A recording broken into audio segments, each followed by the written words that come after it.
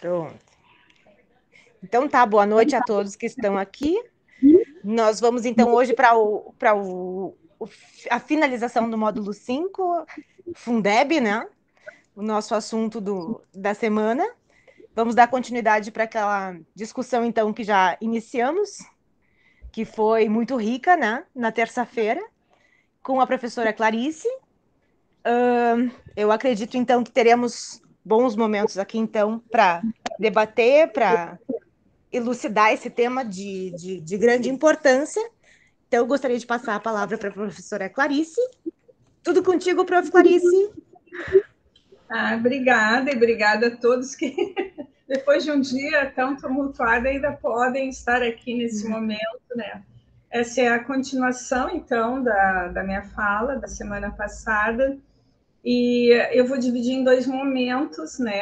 Eu vou falar, então, sobre o novo Fundeb, e termino passando um videozinho que mais ou menos vai ser um resumo do que eu vou tentar falar bem brevemente. Eu não vou fazer uma explanação detalhada, porque eu gostaria de concluir falando do conselho do Fundeb, que é bem importante e que, bom, a Marta aqui presente sabe, né, o quanto ele pode representar em termos de participação social, principalmente num assunto tão nebuloso que são as finanças, né? Então, obviamente, eu vou tentar passar, né, um vídeo que... Vou tentar de novo. Apareceu. Tá. Vocês estão assistindo? Ai, não, botei o errado. Estava começando errado. Comecei bem, porque comecei no errado. O meu computador está cheio de coisas abertas e eu tentei fechar e algumas não consegui fechar. Então, tá, esse aqui não é esse, tá? Vamos ver se agora eu me saio melhor. Deu. Vou esperar. Vocês me avisem quando puderem assistir? Está começando. Já está nítido? É um PowerPoint que a gente está vendo, é isso? Isso. Tá? Ok. Então, pessoal, assim, ó, o novo Fundeb, né, ele... Oi? Tá. Fundeb, né, acho que todo mundo conhece, mas vou repetir, é Fundo de Manutenção e Desenvolvimento da Educação Básica e de Valorização dos Profissionais da Educação. Isso é muito importante. Como vocês viram na outra vez, nós tínhamos um prazo máximo para o Fundeb, que era 2020. Então, a sociedade toda se mobilizou para quê? Para que ele fosse reeditado, mas numa perspectiva, né, não mais de transitório, mas de permanente, ou seja, ele ingressou na Constituição, né, como um fundo que prevalece ao longo dos anos, né, e vocês vão ver de que forma isso acontece. Então, ele foi previsto na Constituição, no artigo 212-A, ele foi transformado numa emenda constitucional, tá? Que era 108 de 2020, em agosto de 2020. Depois ele foi regulamentado, então, na lei de 25 de dezembro de 2020 e, posteriormente, agora em 2021, no decreto número 10.656, de 22 de março de 2021. A lei, né, que é a lei bastante importante, é a lei 14.113 de 2020. Tá?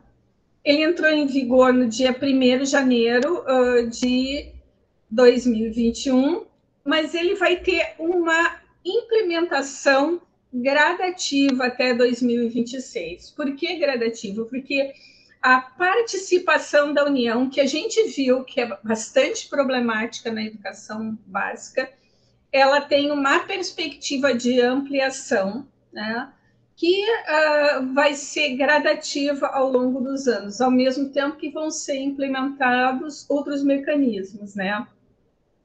Mas o Fundeb, então, ele tem como objetivo principal promover a redistribuição dos recursos, né, vinculados à educação, em prol de uma educação equânime e de qualidade, tá? A gente já viu na outra vez, mas eu vou refazer. São fundos estaduais, né? A maior contribuição, até citando o Rio Grande do Sul, vem do estado do Rio Grande do Sul, né? Que recebe impostos, né? É uma incidência sobre alguns impostos.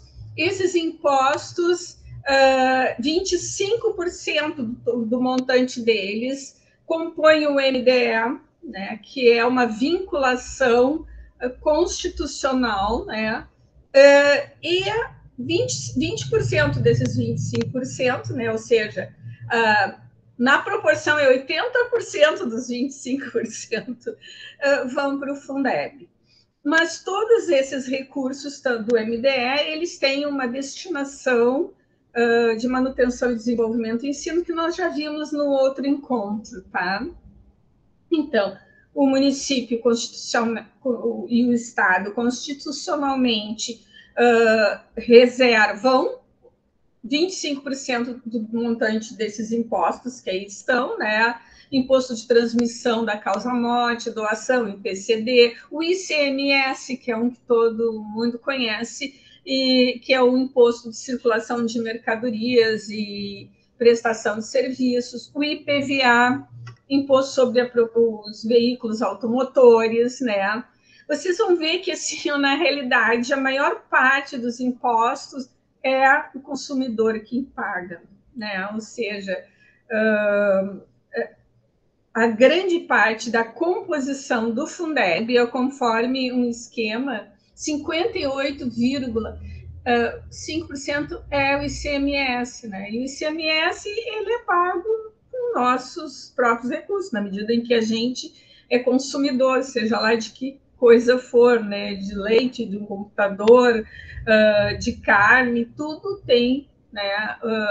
Embutido uma carga tributária, né? Vocês vão ver que os outros impostos, como o Fundo de Participação dos Municípios, dos estados, a complementação da União, no caso dos municípios que não atinjam o mínimo nacional, né? Os impostos de propriedade, eles são menores, eles compõem de uma forma menor esse fundo. Tá? A maior parte é do ICMS. Então, como é que a gente faz o cálculo, né? A União, ela vai calcular um valor mínimo nacional, tá?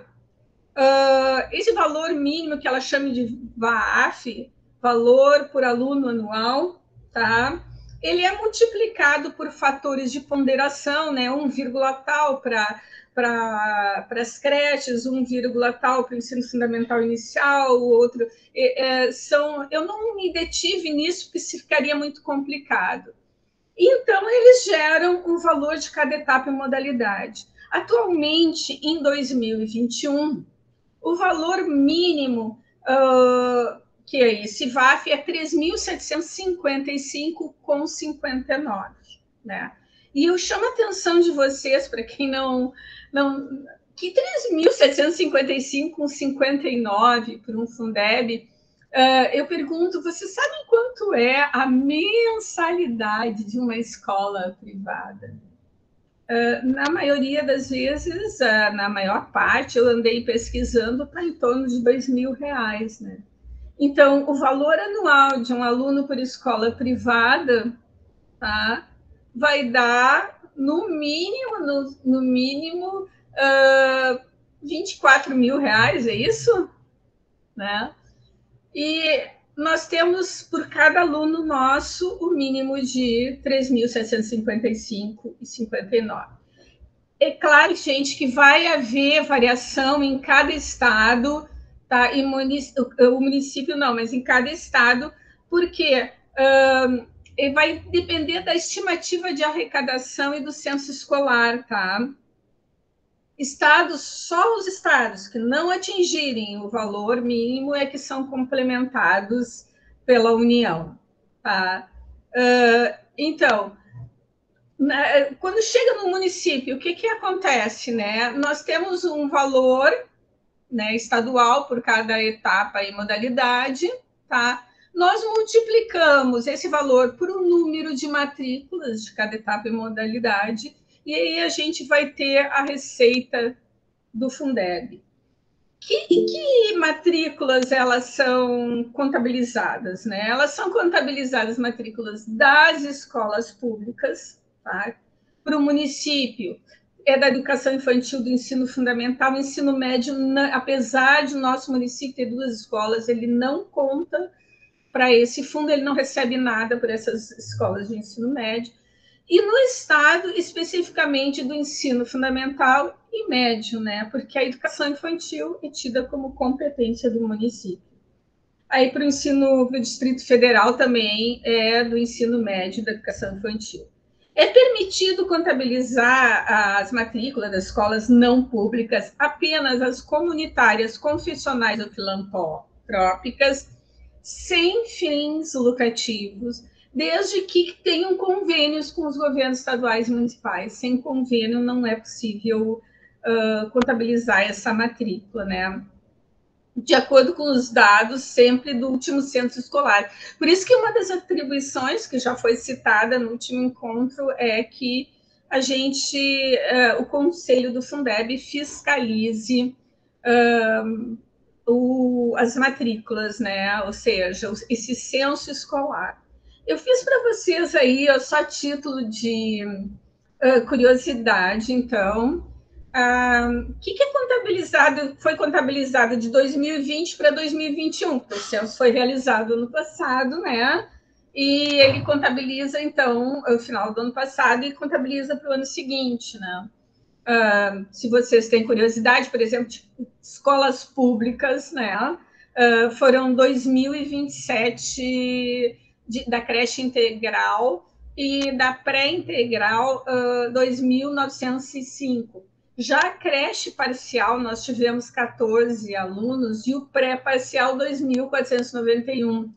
Se vocês olharem do ladinho ali, as conveniadas, então, elas estão com a maior parte dos nossos alunos de educação infantil. Né? Da creche integral, nós temos 7.949 alunos e da pré-integral, 8.281. Não foi contabilizado nenhum aluno, né, conveniado parcial, nem pré-parcial, tanto de creche quanto do pré.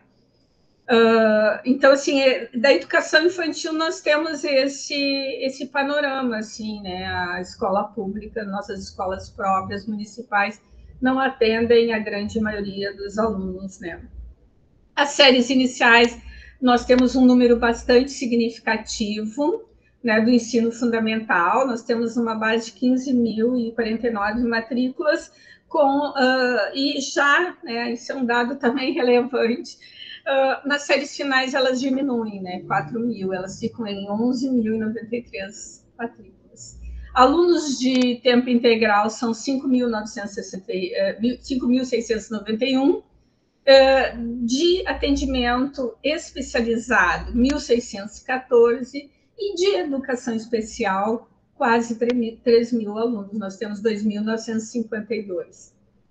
Da EJA está sendo contabilizado 4.811. Onde é que isso aparece, gente? Esses valores estão numa portaria interministerial do MEC, chama-se Portaria Interministerial número 3 de maio de 2021.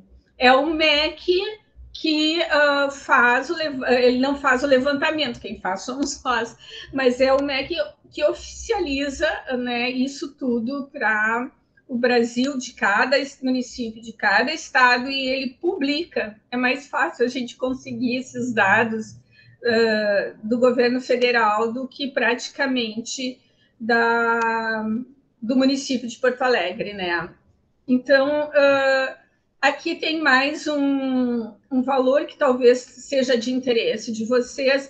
Qual é o valor, então, dos alunos que tu recebe anual, tá?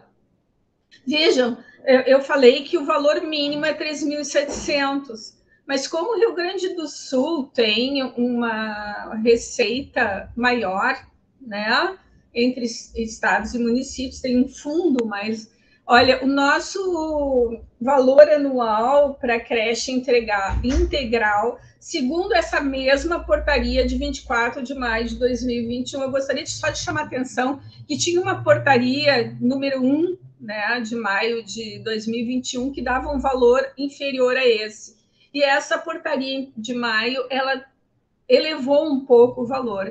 Então, os alunos da creche integral, né, nós recebemos por cada aluno anual 6.429, isso das públicas, tá, com 42. A pré também, 6.429 com 42. A creche parcial vai para 5.440 com 28. O ensino e a pré-parcial também, 5.440 com 28. A educação fundamental das séries iniciais por cada aluno é 4.945 com 71. Das séries finais é 5.440 com 28. Tempo integral, 6.429 com 42. Aí, 5.934 com 85. E a educação especial, que o aluno conta por 2, né? Ou seja, o valor é dobrado, é 5.934 por 85 por cada valor. A EJA é que tem o menor investimento, né, gente? 3.956 com 57. Quando se trata das conveniadas, o valor recebido ele é inferior, porque a creche integral ela fica em 5.440, 5.028, quase R$1.000 a menos de uma pública. E a pré-integral, sim, ela tem o mesmo valor da pública, 6.429,42, e a parcial diminui bastante para 3.956,57. A pré-parcial também 5.440,28. Lembro a vocês que nós não temos nenhuma matrícula de conveniadas, né, parcial. Então, esse valor ele não nos é debitado, assim, né? A portaria é essa, número 3, e sempre, todos os anos, deverá ter uma portaria publicizando, né? Ela faz uma estimativa, né? A estimativa que ela faz para a gente receber por Porto Alegre em 2021 é de 360.972.826,03, né? Vejam só que nós temos assim, o governo do estado, por exemplo, ele contribui bastante, né? Nós temos um total geral do Rio Grande do Sul de 10.265.240.626,09. Mas o governo do estado, para administrar as suas escolas, né, ganha 4.459.242, 4.459.242.000, tá? Então, vejam, eu só estou trazendo esses valores para vocês terem uma ideia, né, do que acontece no Rio Grande do Sul, por exemplo, né? Se vocês forem comparar com outros estados, São Paulo, por exemplo, recebe em torno de mais de 38 bilhões, né? E eu achei até uma coisa curiosa, pessoal, que eu não imaginava, mas existe nessa portaria a complementação da União para este ano. Para este ano, ela já aumentou. Vocês se lembram que eu falei que em 2020, até 2020, eles só complementaram 9 estados, né?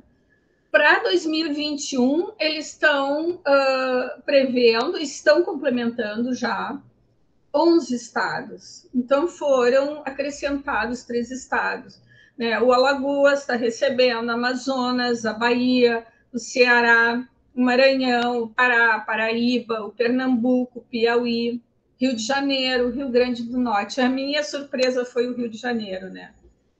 Estar recebendo. E a complementação da União é em torno de 16 bilhões, né? Não é previstas para esses 11 estados. Se vocês pensarem que a União agrega 70% dos recursos globais do país, vocês vão ver que ainda não é significativo, né? Mas depois eu vou mostrar para vocês como é que vai se dar esse aumento ao longo dos anos até 2022. Esse ano ele já sim há um acréscimo de contribuição, tanto é que a possibilidade então de se investir mais, está se investindo mais, e também abarca mais estados, tá? Um detalhe importante assim que tem que ser regulamentado ao longo desse ano é o CAC, é o custo aluno-qualidade, né? Também custo aluno-qualidade, digamos, anual, tá? Que ele foi sempre proposto pela campanha nacional pelo direito à educação, né? Ele está na nova lei, mas ainda não tem como é que ele vai se organizar, né? Então, assim, ó, o CAC ele prevê um valor bem mais alto por aluno, e esse valor aqui que ele previa era até de 2018, eu infelizmente não consegui achar o valor de 2021, né? Pesquisei, mas não tive tempo de fazer isso. Então, olha só, ele previa, né, nesse custo aluno-qualidade, tá? Por exemplo, para creche em tempo parcial, né, 20 mil reais por ano. Né? Uma creche em tempo integral, 39 mil reais por ano, tá? Tem alguns acréscimos, eu só vou passar assim para não cansar vocês. Eu só queria mostrar, e olhem o número de alunos que se atenderia, né? Uma creche atenderia por turma 11 alunos, né? E sendo que ela receberia este valor por aluno, né? Em tempo integral, uma jornada de 50 horas, e em tempo parcial, uma jornada de 25 horas. Eu acho bem interessante, né, no sentido de que nós temos salas de aula, às vezes, né, com 30 alunos, né?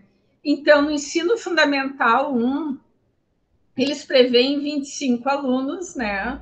E no ensino fundamental 2, né, que são as finais, aí sim, os 30 alunos numa jornada entre 25 horas, né, para tempo parcial e 35 horas. Essa é uma previsão que eles fizeram, que é bem mais generosa, né, no sentido de que, bom, se tem que se investir em educação, tem que se investir com recursos, né? É isso. E não sabemos ainda como é que isso vai se dar, tá? Então, só para vocês terem uma ideia, assim, né? A complementação da União vai passar a ser dividida em 3 partes, tá? Que é o VAF, que é esse valor né? Valor anual do aluno, que eu dei ali o valor, que é 3.700 mais ou menos, né?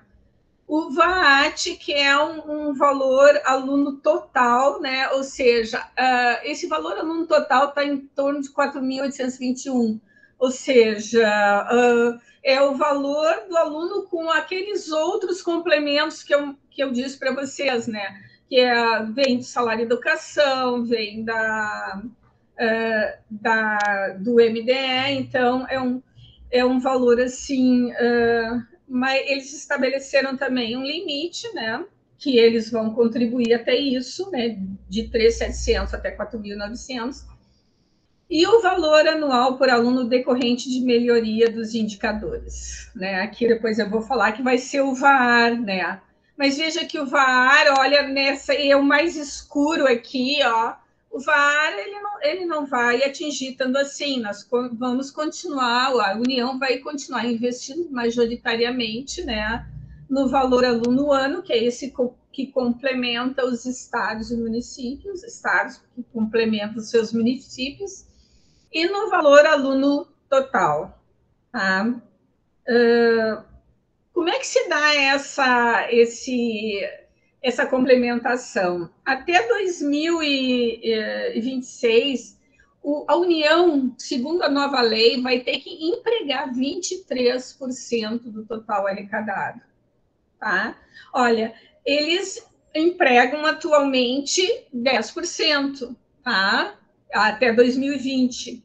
Então, gradativamente, ele vai ter que chegar em 2026 contribuindo 23%. Foi o que conseguiram negociar. Né?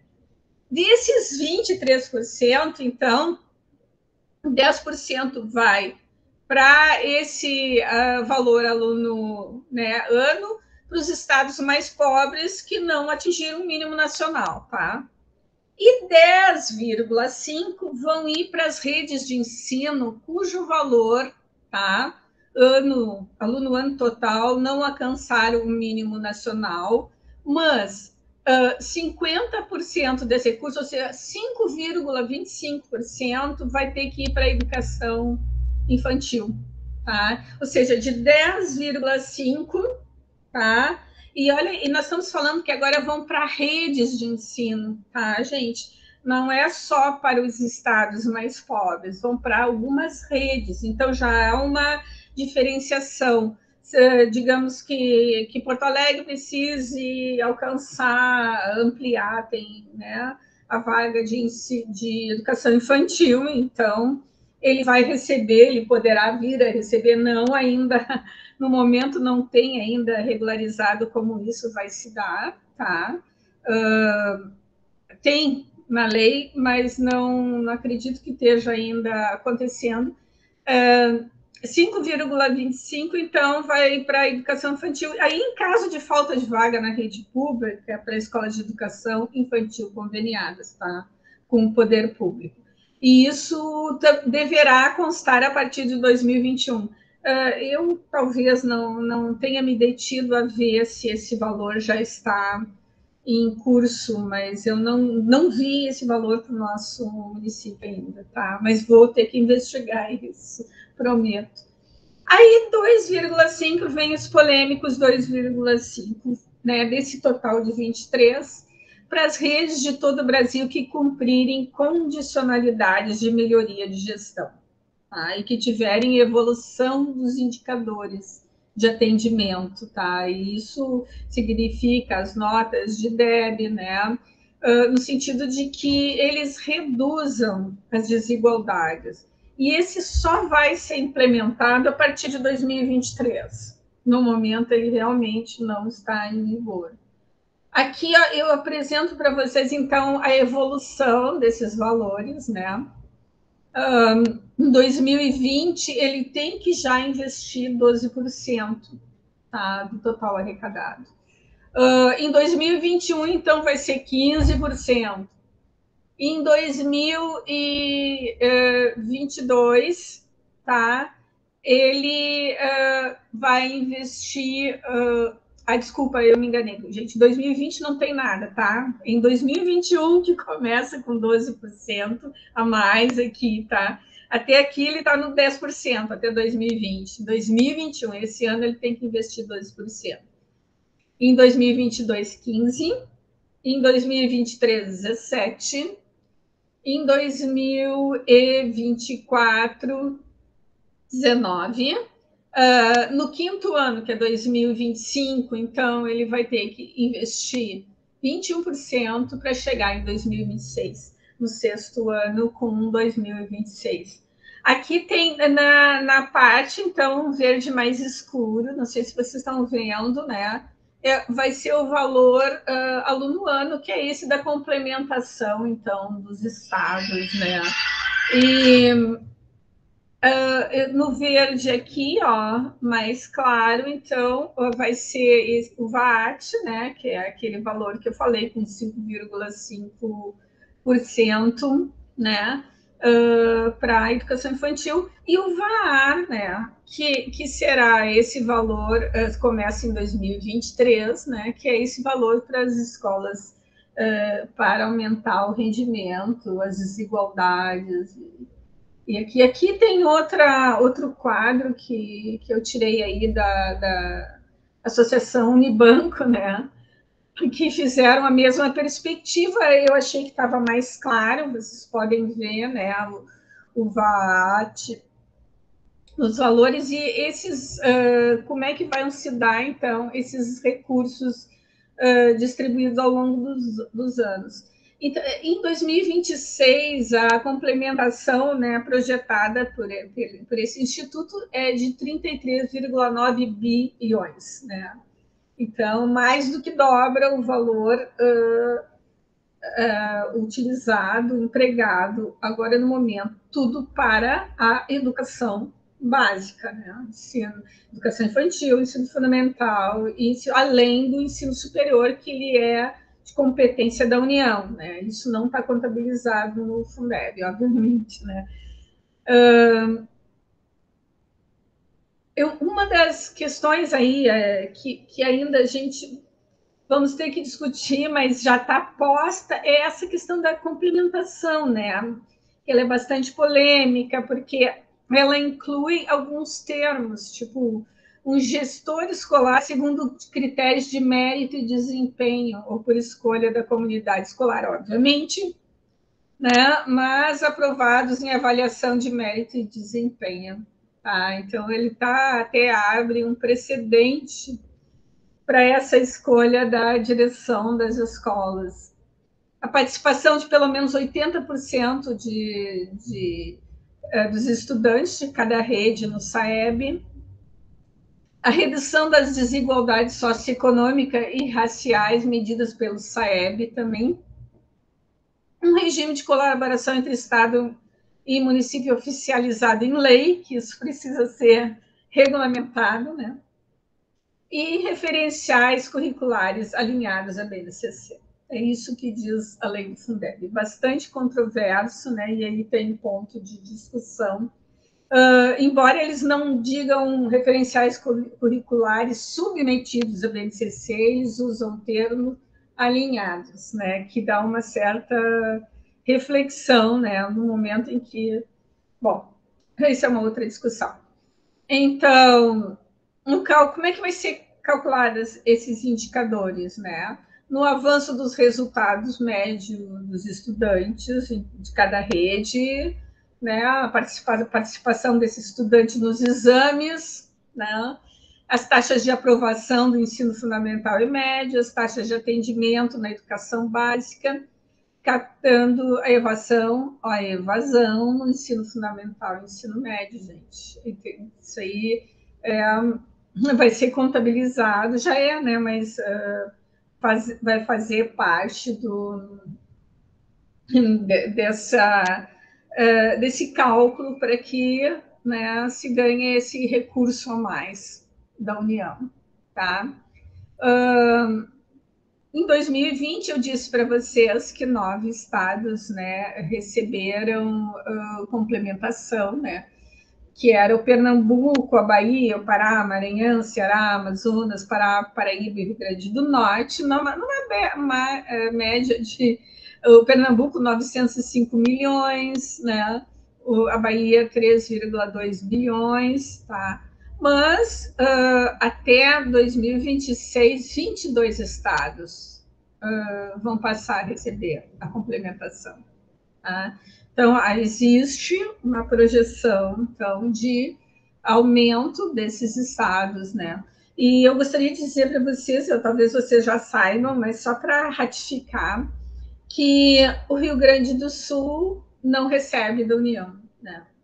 Nem Porto Alegre recebe da União, né? Seríamos autossuficientes até o presente momento, né? E a projeção para 2021 é essa também. Então, como é que tem que ser empregado esses recursos que nós recebemos todos do Fundeb, né? 70% para remuneração dos profissionais da educação básica, tá? 70%. E os 30% vão para aquelas ações do MDE que nós vimos bem claramente no outro encontro, né, dos vídeos, do vídeo aquele que passamos do Fineduca. Eu gostaria de chamar a atenção ainda dentro desse quadro, é que mudou a concepção, né? 70% são para profissionais da educação básica. Isso, antigamente, era para professores em efetivo exercício. É claro que os profissionais da educação básica devem estar em efetivo exercício, nem em desvio de função. Mas aí ele ampliou o leque, né? Para trabalhadores em educação, portadores de diploma de pedagogia com habilitação em administração, por exemplo, trabalhadores portadores de diploma de curso técnico ou superior em área pedagógica ou afim, profissionais de notório saber, reconhecido pelos respectivos sistemas de ensino para ministrar conteúdos de áreas afins, a sua formação, a experiência, profissionais graduados que tenham complementação pedagógica, conforme disposto pelo Conselho Nacional de Educação, profissionais que prestam serviços de psicologia e de serviço social para atender às necessidades e prioridades definidas pelas políticas de educação, por meio de equipes multiprofissionais. Tá? Então, assim, 70% então vão para esses profissionais da educação, né? Que pode ser em efetivo exercício apenas, né? O que não pode, né? Essa parcela não pode ser destinada ao pagamento de profissionais integrantes do ensino superior, integrantes de etapas da educação básica de responsabilidade de outro ente governamental, né? É o caso das escolas cívicos militares, que não é competência do município e nem do Estado, né? Então, não pode ser pago com dinheiro do Fundeb, mesmo que de instituição comunitária, confessional ou filantrópica conveniada com o poder público, tá? Inativos, obviamente, né, que já não estamos pagando mais, nós pagávamos, o Fundeb pagava, sim, parte dos inativos, e não pode mais fazer isso. E integrantes da educação básica que estejam em desvio de função também não podem ser pagos com os recursos do Fundeb. Eu chamo a atenção, né, que o Fundeb é bastante claro, a nova legislação anterior já era, mas deixava meio com relação, tá, à valorização do profissional de educação. Tanto é que consta, assim, como um dos incumbências do Conselho é valorizar que cada município tem seus planos de carreira, tá, e de remuneração, né?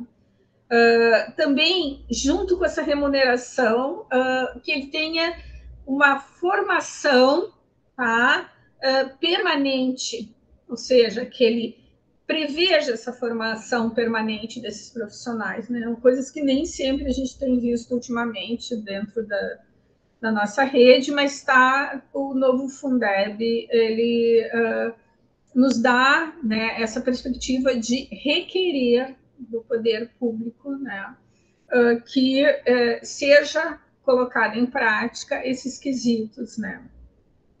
Outra questão é o piso salarial profissional nacional, que deve ser respeitado, né? Isso também está dentro das prerrogativas, mas que está sem reajuste desde 2000, vai ficar sem reajuste, né? E me parece que tem um PL aí querendo, eu ainda não me informei bem, então não vou falar dele, mas ele está sempre sob ataque, né?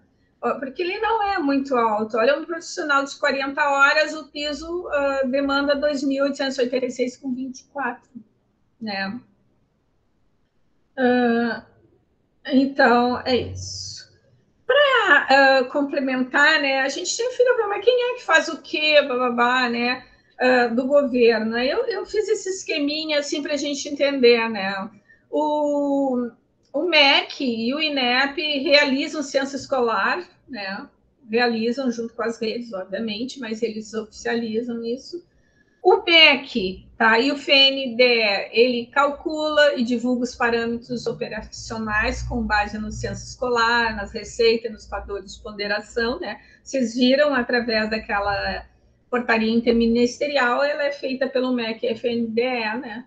Ela fornece ao Banco do Brasil informações para distribuição de recursos e crédito nas contas, porque o dinheiro do Fundeb vai para uma conta específica no Banco do Brasil.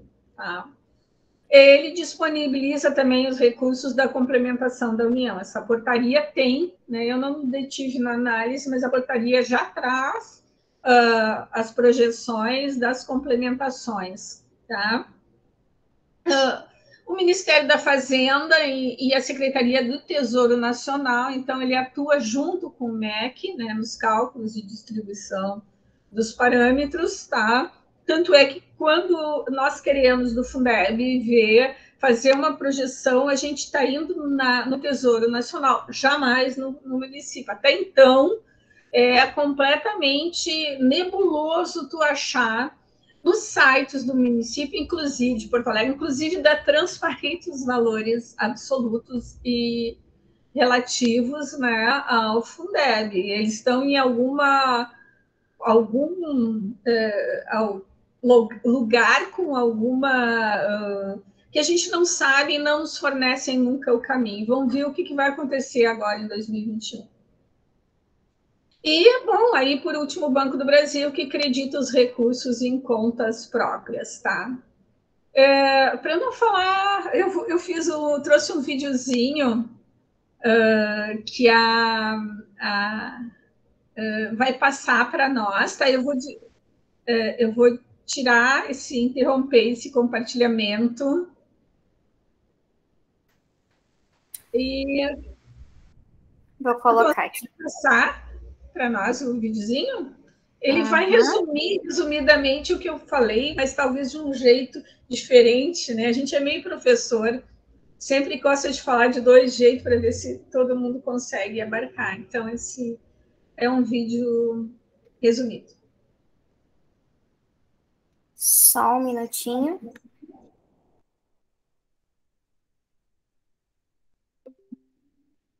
Afinal, o que é Fundeb? É um fundo que foi criado para ajudar a financiar a educação pública no país, garantindo melhor distribuição dos recursos para que municípios que arrecadam menos impostos tenham como investir na educação. Mas o que mudou no Fundeb em 2021? Em 2020, tivemos uma alteração da Constituição e uma nova legislação, tornando o Fundeb permanente, estando vigente desde 1º de janeiro de 2021.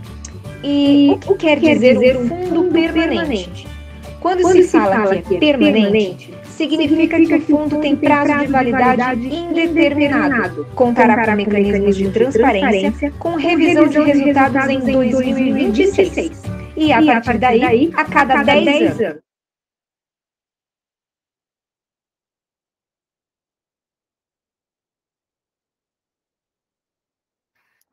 Gente, desculpa, eu pausei aqui porque me disseram que não dava para ouvir muito bem, tava ruim? Tava dando o eco de um outro microfone junto, então estavam dois sons juntos. Dandara, pelo que eu pude ver, existem dois logins do CME que os dois estavam emitindo som. Então fecha de um e deixa só um deles, né? Porque senão vem duplicado o som pra gente. Ok. Deixa eu ver se funciona agora.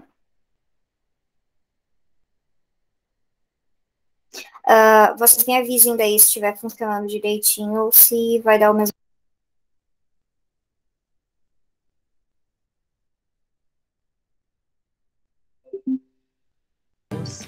Isso é muito importante, pois passa a ser uma política permanente de Estado. Dará segurança financeira aos municípios e estados para expandirem seu número de matrículas e serve para orientar de modo coordenado o cumprimento de suas responsabilidades com a educação. Mas e aí? O que mais mudou? Foram incluídos os termos qualidade e a equidade como metas a serem perseguidas pelos sistemas de ensino, atuando em regime de colaboração. A qualidade da educação municipal, inclusive, será avaliada pelo indicador CAC, Custo Aluno Qualidade, a ser definido em lei complementar. Maior participação do governo federal. No antigo fundo, o governo federal contribuía apenas com 10% do valor total.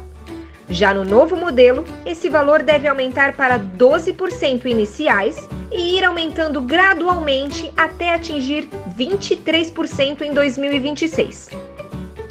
Com o novo Fundeb, a situação de cada cidade deve ser observada, o que tende a diminuir as diferenças sociais. Municípios pobres de estados ricos passarão também a receber complemento da União, sempre que o VAT, valor anual total por aluno, não alcançar o mínimo nacional.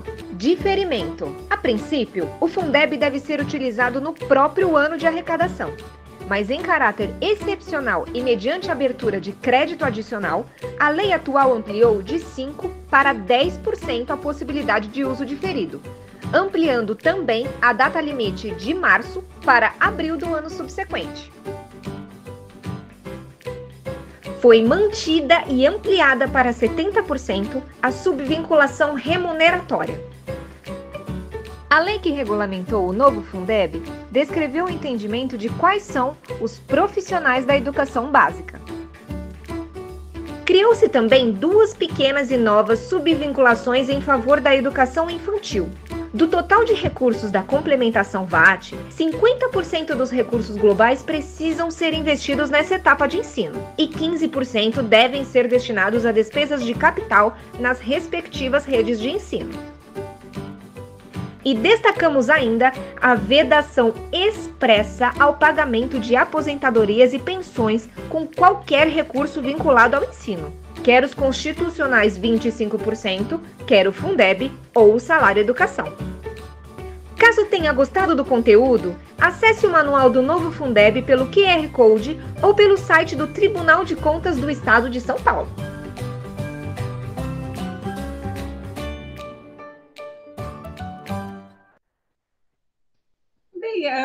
Antes de eu entrar no conselho do Fundeb, teria alguma dúvida, algum esclarecimento que vocês queiram que eu faça? Mais ou menos, é muita informação, gente. Não sei se alguém já tinha lido a lei, né? A lei ela é extensa. A Marta levantou a mão. Pois não, Marta? Dessa questão que tu falaste, Clarice, da dificuldade de achar os dados, isso já é assim há bastante tempo, tá? Então, é mais fácil a gente achar os dados no site do Tribunal de Contas do que no site da Prefeitura. A gente não encontra essa rubrica específica de Fundeb, nem de receita, muito menos das despesas. Então, a gente consegue localizar alguma coisa, mas não é tudo, porque a gente não tem acesso aos extratos, né? A gente só tem ali já categorizado nas planilhas a rubrica do Fundeb de Porto Alegre. Mas realmente é uma informação que não está nem no portal Transparência, nem em nenhum lugar dentro da Prefeitura. Embora se tenha requisitado, embora o próprio Tribunal de Contas tenha emitido, né, uma recomendação que Porto Alegre expressasse melhor essas contas.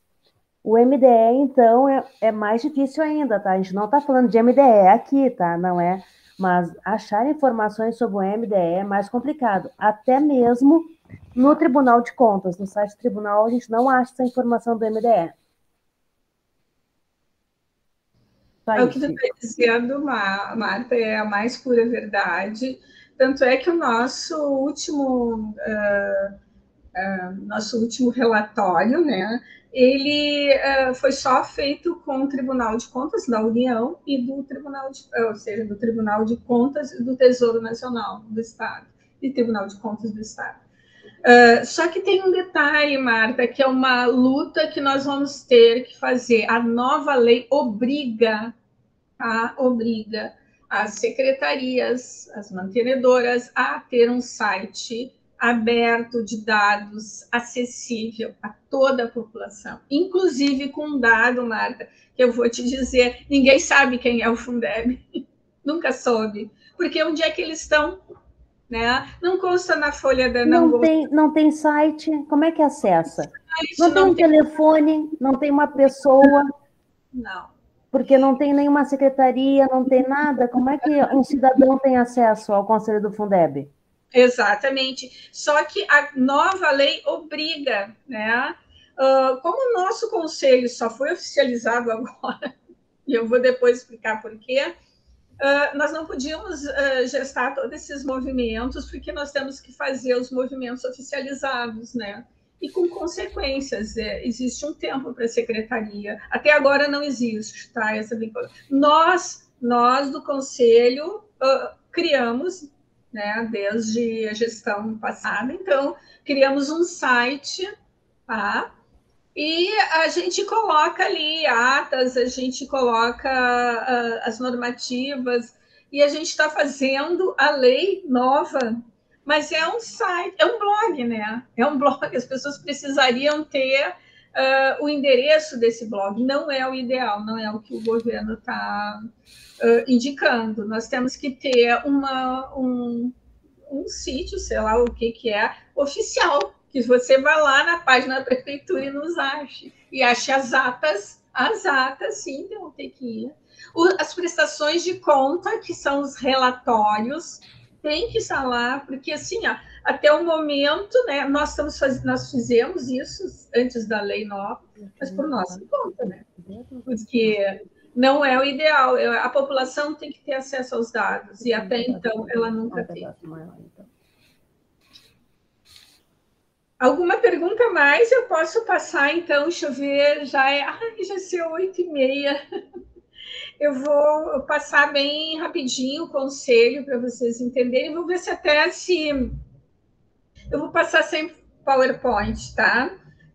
Eu vou só, assim, dando umas ideias para vocês, né? Então, é o conselho que fiscaliza, então, o fundo, né? Na realidade, com a nova lei, a gente não ampliou as competências, tá, pessoal? Antigamente, a gente era um fundo somente de acompanhamento, mas não tinha junto o controle e a fiscalização, porque o controle e a fiscalização eles eram destinados ao Tribunal de Contas do Estado e da União. Então, vejam só qual é a diferença dessa lei. A mesma 14.113, ele nos dá, né, essa prerrogativa de fiscalização juntamente com o TCE, né? E, obviamente, os órgãos de controle interno dos estados e do município, né? Eles têm seus órgãos de controle interno. O Tribunal de Contas tem a obrigação do Estado e da União de controlar, de vigiar, né? De fiscalizar essas contas, tá? E nós passamos, então, a ter essa mesma prerrogativa, né? Que não tínhamos, éramos só um controle e acompanhamento, né? Muito embora o nome ficou o mesmo, tá? Então, o nosso conselho ele é um colegiado, né? Como todos os conselhos, né? E com a nova lei aconteceu o seguinte, gente. Nós estávamos aguardando as determinações e aí veio uma normativa que até o 31 de março nós deveríamos ter um novo conselho estabelecido, tá? 31 de março de 2021. Esse novo conselho ele tem a prerrogativa de 2 anos. Ele vai exatamente pela lei até 31 de dezembro de 2022. No dia 1º de janeiro de 2023, começa, então, o que vai ser o novo Conselho do Fundeb. Como assim? Nós tínhamos até então uma gestão de 2 anos. Tu elege um conselho, né? Elege um presidente, elege um vice-presidente, um secretário, e tu fica por 2 anos. Tá? Podendo ser reeleito por mais 2 anos. O que vai acontecer? Em 2022, no final de 2022, este conselho não poderá nenhum membro ser reeleito. Terá que ser criado um novo conselho. Tá? Esse novo conselho terá uma gestão de 4 anos e ao final de 4 anos ele acaba, ele não será reeleito. Começa um novo conselho com novas pessoas. E particularmente, fico meio ansiosa com essa. Eu já falei isso com a universidade, inclusive em encontros universitários, e falo aqui pessoalmente, porque assim, não é fácil, vocês viram todas essas informações, né? Nós temos ainda conselheiros novos agora, principalmente estudantes, que tá. Uma estudante queria até desistir porque ela não estava conseguindo entender o que é esse tal de fundo. Aí eu pedi para ela que não fizesse isso, porque não é tão fácil assim, né? E ela, então... mas veja a ansiedade de um conselheiro quando ele entra novo e ele não tem todo esse montante de informações, mas precisa sair atuando, né? Nós vamos ter que pensar muito bem como é que vai se dar, né? Isso, como é que a gente vai preparar conselheiros, por exemplo, para 2023, né?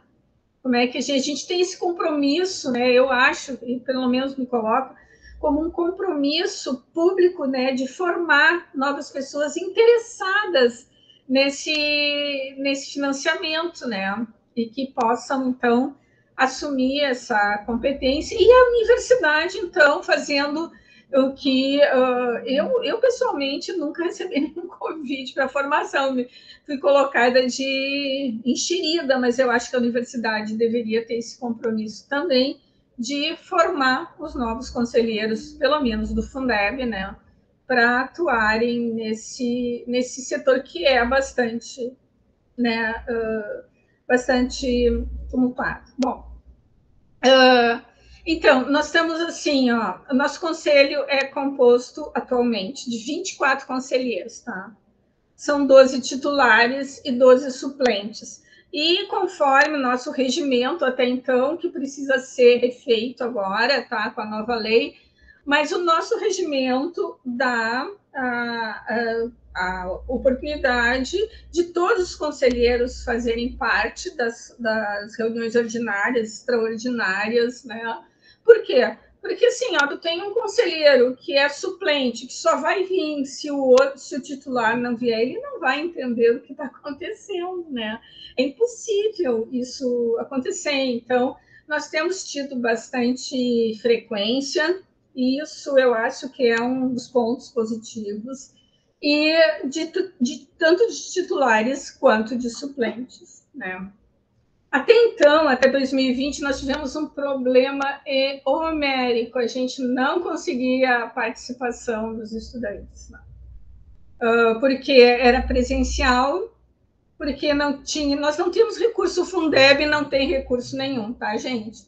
Os conselheiros não ganham jetons, eles até agora não tinham nem sala, como a Marta falou, né? Nem telefone, o papel que a gente gasta era nosso. Eu sei que parece uma miséria dizer isso, mas é a realidade. E como eu era representante do Conselho Municipal de Educação, foi o Conselho Municipal de Educação que abrigava as nossas reuniões. Elas se davam, então, na sala, no espaço que era do CME, né? Como é que se compõe esse conselho, tá? Eu vou dizer agora uma questão ali, que é um problema que nós temos. Nós dois do executivo, né? 2 titulares, 2 suplentes, um professor, né? Da educação básica, um titular, um suplente, um diretor da educação básica, um servidor técnico administrativo, né? 2 pais de alunos, 2 estudantes emancipados, tem que ser emancipados, então eles praticamente são da EJA, né? Um representante do Conselho Municipal de Educação, um representante do Conselho Municipal, e até 2020 nós tínhamos um representante da ASAFOM, que é uma organização da sociedade civil. A atual lei, ela acolhe esse representante, tá? E como nós já trabalhávamos com a ASAFOM, né, ela continuou fazendo parte do nosso conselho. Na Câmara Municipal, eles alteraram a nossa lei, que foi... O novo conselho precisa de uma nova lei, e essa lei passa pela Câmara, tá? Então, a lei saiu do município, colocando apenas a representação da ASAFOM. E na Câmara, eles alteraram para 2, tiraram, então, a ASAFOM, pode ser a ASAFOM, porque ela é uma OSC, colocaram 2 representantes da organização da sociedade civil. E aí a gente vai ter que discutir na próxima, então, como é que isso vai se dar, né? Porque nós fomos pegos de surpresa com uma alteração que ocorreu dentro da própria Câmara Municipal, tá? Eu não sei como é que eu estou de horário, bom, ainda tem um pouco, né? A Lei 14.113, que eu sempre referencio, né? Ela nos dá alguns poderes, né? E agora ela dá limites para o poder público. Porque antes, assim, ó, o que a Marta traz, o que a Fabiane pode trazer é o seguinte: antes a gente mandava convocar por exemplo, o secretário de Educação, tá? Ou algum servidor para nos esclarecer alguma questão. Olha, no governo anterior, a gente mandava até com prazo em tantos dias, por favor, né? Nem por favor, eu botei porque eu sou educada, mas em tantos dias, por favor, nos acrescente tais opiniões. Nunca. Não, enrolava, não respondiam. Então, a política do não responder, né, e fingir que não recebeu o ofício, ela rolou solta na gestão anterior, né? Agora, a nova lei diz que até 30 dias, tá? Esse membro, né, tem que responder à nossa solicitação. Então, se nós, por exemplo, solicitarmos que nós queremos saber em que é gasto os 30%, né, que isso não está no relatório, e eles não nos responderem até 30 dias ou não mandarem nenhuma explicação, nós temos que recorrer, então, com as medidas que eles relevam, né, indo ao Tribunal de Contas, do Tribunal de Contas não deu certo, a gente vai para o Ministério Público, não foi para o Ministério Público, nós vamos lá para Deus, né, para a União. E aí tem auditoria, né. Bom, mas a gente tem, então, uma delimitação, porque eu acho que o que acontecia com o município de Porto Alegre deve ter acontecido com N municípios por aí afora. N estado, não sei se do estado, mas nos municípios especificamente, né? N conselhos desses municípios, né? E conselhos do estado também. E agora a gente também pode requisitar, não, a gente não quer ninguém para conversar, mas a gente quer tais e tais documentos. Se em 20 dias eles não mandarem, é o prazo que a lei nos determina, a gente tem que fazer todos os procedimentos, né? Então, veja assim que a lei ela favoreceu no sentido de nos ajudar, né? A tarefa do Conselho, que não tem sido fácil, não tem sido. Os gestores não gostam de, né, digamos assim, de dar conta do que eles estão fazendo com dinheiro, né? Então, a gente até se lembra de um determinado episódio, né, do secretário anterior ter ido para a imprensa e disse que ia dar um enxoval para uma escola, né, de ensino fundamental para ela acolher nossos alunos. Não pode. A lei não permite se compre vaga em ensino fundamental e nem nem o que ele estava dando um enxoval para acolher os nossos alunos, um enxoval de 1 milhão, né? E nós mandamos imediatamente uma carta dizendo que isso era... E ele disse em público, né, saiu na 0 hora, que era com dinheiro do Fundeb, né?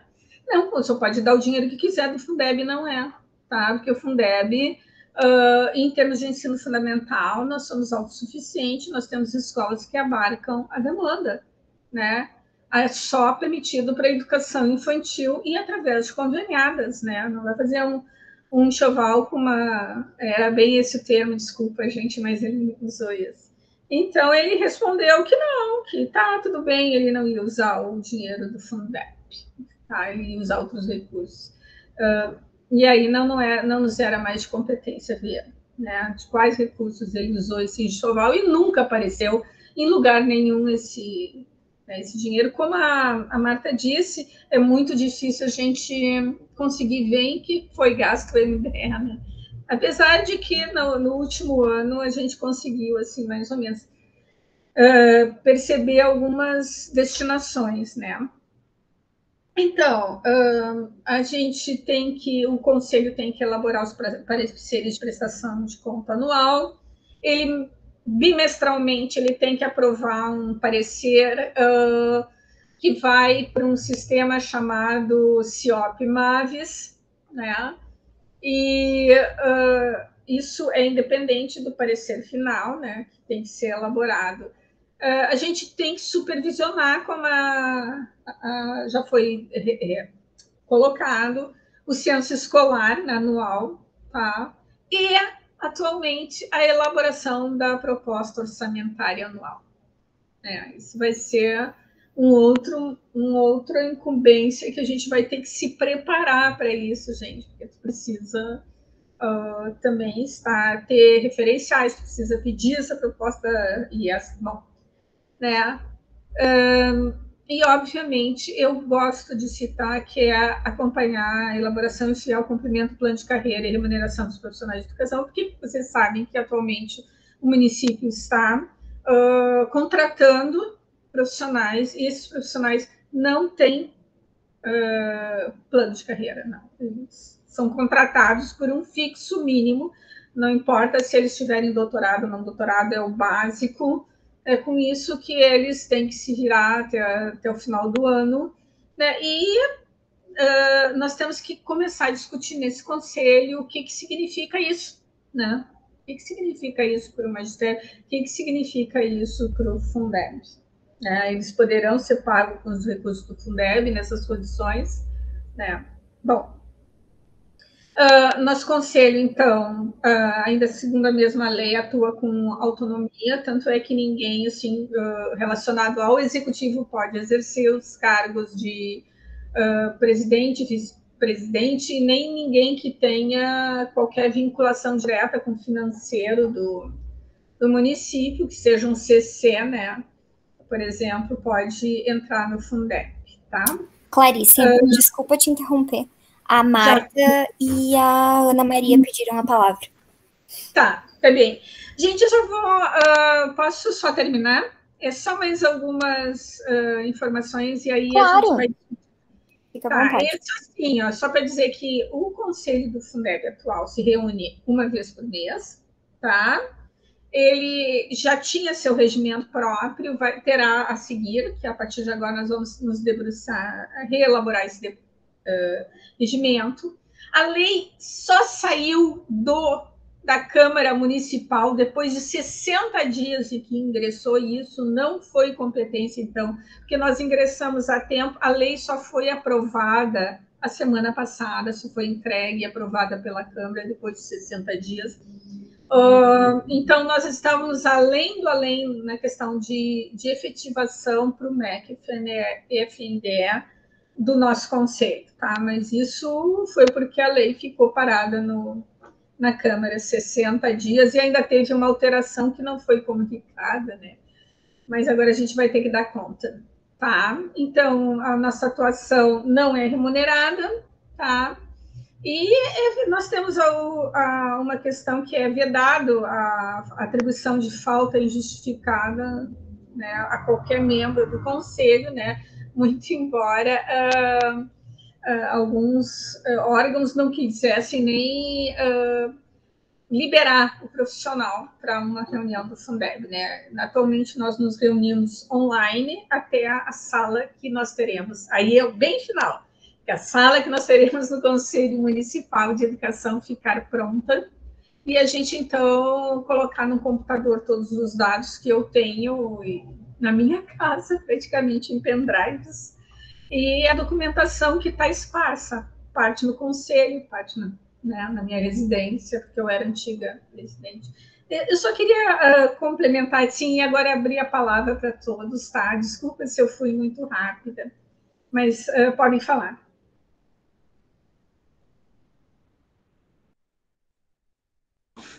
Por favor, Marta, podes abrir para a gente o microfone? Tu tinha levantado a mão primeiro? Boa noite, de novo.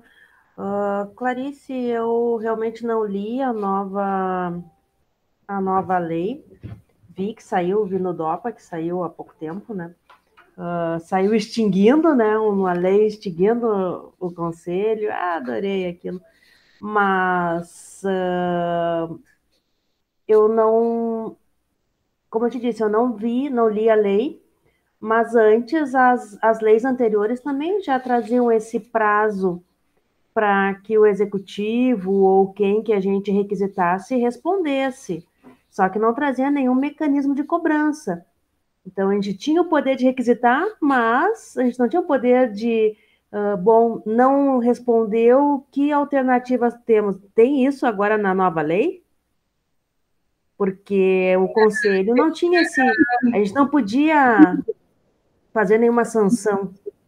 Não, a gente pode, a gente só tem que cumprir meio que um ritual, né?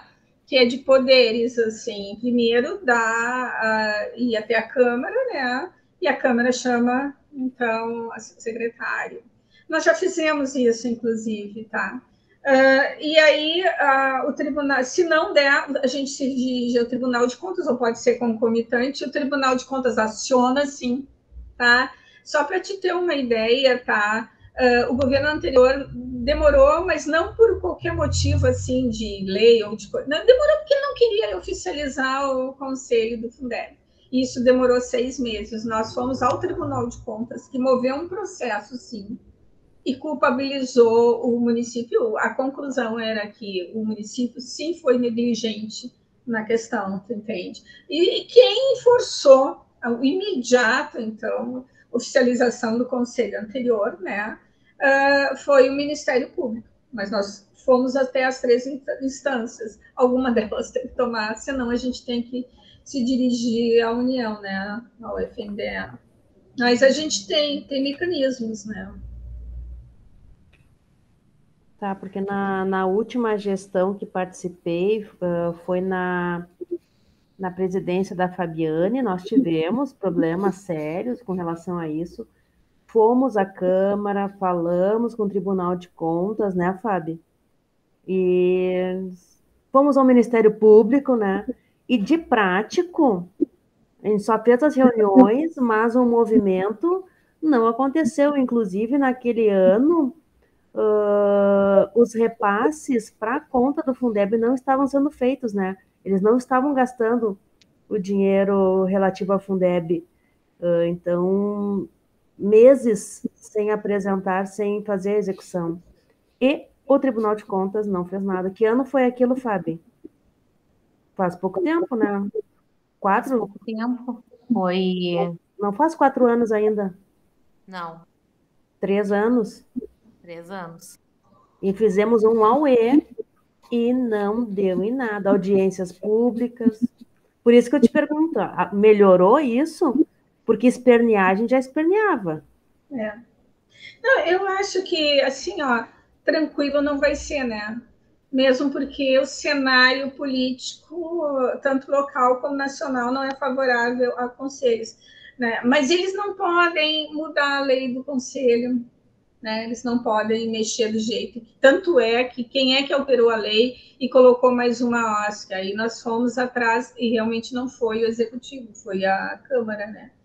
Mas a gente tem mecanismos, né? E isso já acontecia, né? Acontecia em vários municípios. Eu tive uma reunião com outros municípios, que coisa pior acontecia.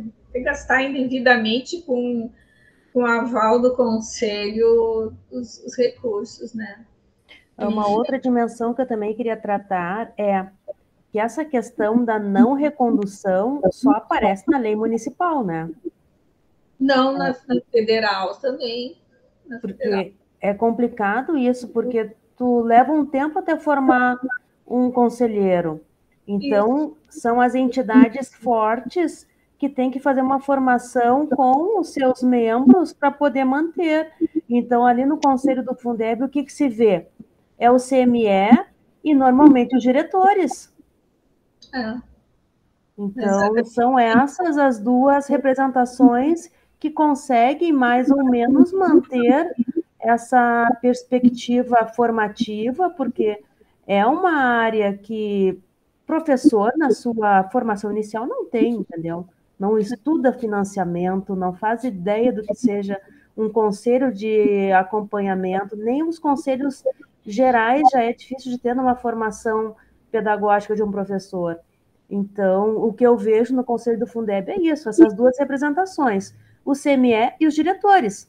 Só que essas representações significam apenas 2 membros, né? De 22 não vai fazer muito, entendeu? Essa é uma dimensão importante.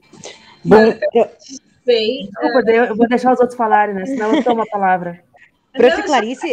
Informação, desculpa, é que assim, vai. Eu participei de uma live com a URGS, tá? E era do lançamento do livro dos conselhos, e eu toquei nessa medida, e a URGS entendeu que alguém tem que fazer alguma coisa. Alguém tem que fazer. Né? Alguém tem que fazer alguma coisa no sentido de, pelo menos, dizer que existe. Nós tivemos eleição agora do Conselho Escolar, tá? Uma coisa que foi semana passada. Eu participei da posse ontem, né? Demos a posse para a nova gestão do Conselho. Das nossas professoras, são 4 professoras, 3 são professoras novas, contratadas temporárias. Elas não fazem ideia do que é um conselho escolar, que é a coisa assim, mais simples que é da vida de um professor.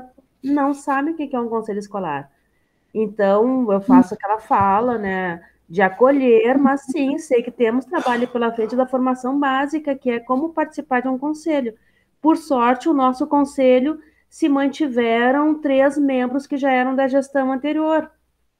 Mas, e uma que está voltando, que como a única professora que é estatutária está voltando, então já teve outras participações em outras gestões, mas a maioria do conselho é novo. Vou deixar falar. É uma questão realmente que me chamou a atenção enquanto a prof. Clarice também falava. A questão de não poder reconduzir, né? Mas, bom, eu estou aqui para salientar, a gente tem mais 7 minutos, temos a Ana e a Fábio com a mão levantada. Eu gostaria de passar a palavra para a Ana, e Fábio daí poderia ser a última, que daí tu já faz um fechamento, pode ser? Então, sim. Ana, por favor. Oi, boa noite. Não, na verdade, não vou comentar muito nada especificamente, assim, da legislação e nem fazer nenhuma pergunta. Mas tudo que a gente observa, a gente vê como é frágil ainda a nossa democracia e, bom, de 2015, né, para cá, isso só vem piorado. Então, a gente vê, não é só o conselho do Fundeb, é qualquer conselho, a Marta mesmo colocou a questão do conselho escolar. A gente sabe que houve gestões anteriores que havia muita formação, por exemplo, para os conselheiros escolares, isso não acontece, né? E a própria universidade também, nas suas formações de professor, também não coloca isso na sua formação. Talvez a URGS em algum aspecto, mas quantas faculdades, né, de formação e mesmo os cursos, né, os cursos da modalidade normal. Mas eu queria deixar uma sugestão, não sei se isso é possível. Imagina, se Porto Alegre, que deveria, né, no Rio Grande do Sul, dar o exemplo, por ser a capital, por ter mais recurso, né, pelas pessoas terem mais acesso à possibilidade de formação, já é esse caos, né? Eu lembro que eu me lembro a Fábio, né, com os papéis do conselho debaixo do braço, não tinha nenhum armário onde deixar, não tem computador, não tem assessoria, porque isso precisa de assessoria, né? Ninguém tem formação contábil para entender. Então, realmente, assim, é um descaso, mas é um descaso proposital. Eu acho que uma questão importante, que talvez seria importante, se fosse possível organizar, é que se pudesse ter uma união de diferentes conselhos de Fundeb, por exemplo, da região metropolitana, assim como tem a UNCME, que é a União dos Conselhos Municipais de Educação, porque isso fortalece as ações, né? E isso já contribui também para a formação.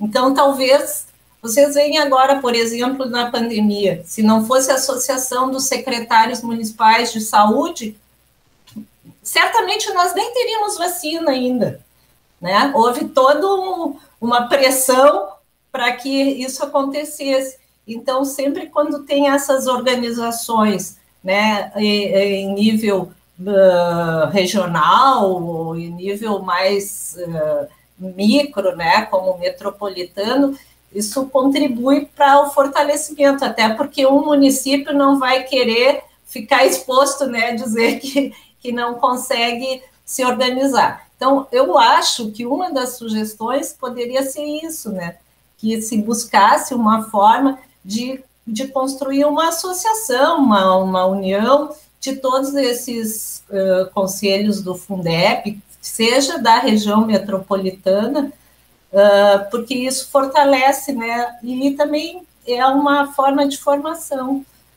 das pessoas. É só uma sugestão. É isso. E muito bem, a Clarice está formada em financiamento. Parabéns. Formada no fogo, né, Clarice? Na boca do vespeiro. Mas é isso, Ana. Boa perspectiva aí. Mas, enfim, né? Boas notícias, assim, né? O mínimo do mínimo. Nós estamos com um computador novo para o Fundeb. O Fundeb tem uma linha de telefone, tem 2 armários com chave, tem um espaço ainda dentro do CME. Nós estamos ainda no tensionamento, né, para que haja ainda uma sala específica para o Fundeb e um auditório para o Fundeb lá no 4º andar. Isso ainda não está efetivado. Vocês sabem que é tudo assim, né, na base do tensionamento, né? Assim, de forma muito elegante, mas é no tensionamento, sim. Isso ainda não se efetivou, mas avançamos, né, mais do que tudo que já existiu até então, né? Bem, isso por enquanto é o mínimo, né, gente? É o mínimo, porque isso, dado as necessidades, e estamos falando, assim, da capital, né, que é o exemplo para o Estado, isso é nada, né? Vamos combinar. Mas, enfim, é o que está dado nesse momento. Sem dúvida alguma, acho que nós temos que começar a articular essas formações, né, Clarice? Acho que é um compromisso nosso realizá-las, assim, articular a realização, né? Temos aí a parceria com a sede URGS, tem o grupo de pesquisa do professor Juca Gil, atuamos na Grampal, quem sabe através, né, dos conselhos escolares, a gente, porque o Fundeb, enfim, né, está aí para todas as cidades. A Ana trouxe aí uma boa possibilidade, acho que dá para a gente articular através da Grampal essa possibilidade. Eu já vou levar como pauta para a nossa próxima reunião, agora na semana que vem, temos reunião da Grampal, já vou colocar lá em pauta, porque é uma demanda que certamente vai estar afligindo, angustiando a todos os conselhos, né? E então, saúdo a participação de todas as pessoas na noite de hoje, agradeço essa disposição da Clarice, que tem nos representado ali na boca do vespeiro, de forma, né, tá, fantástica. E a cada um e cada uma que está aqui presente hoje, porque tem sido todos os módulos, assim, muito significativo pelo próprio evento, né? Foi muito importante para nós pensarmos em memorar os 30 anos dessa maneira que é tão característica nossa, que é a própria formação, né? Nos revisitar dessa maneira e nos encontrarmos aqui, né? Nos reencontrarmos aqui. Convidamos para que participem dos próximos encontros, dos próximos eventos, a continuidade dos webinários. Nos encontramos, então. Obrigada, gente. Até a próxima.